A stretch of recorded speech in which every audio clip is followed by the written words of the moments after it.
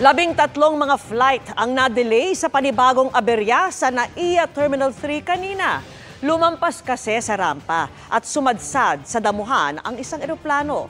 Ang latest doon, tinututukan live ni Mark Salazar. Mark!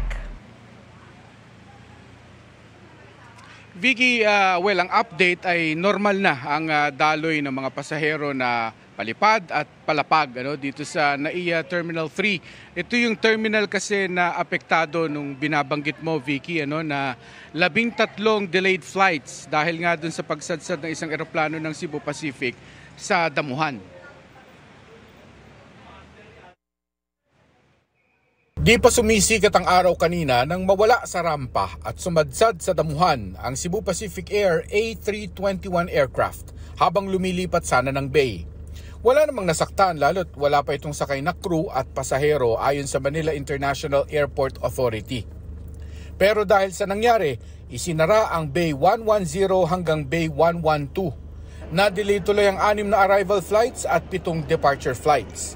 Sabi ng Cebu Pacific, asahan ang flight delays dahil sa ramp congestion o yung paghaba ng pila ng eroplanong gagamit ng rampa. Humingi naman ng pangunawa ang MIAA habang tinatanggal ng kanilang aircraft recovery team ang eroplano sa damuhan. Bago mag-alas 2 ng hapon, nahila na ang sumadsad na eroplano papunta sa Airline Operations Center.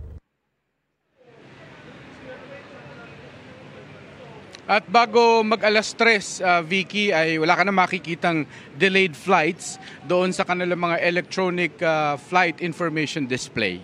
Vicky. Maraming salamat sa iyo, Mark Salazar.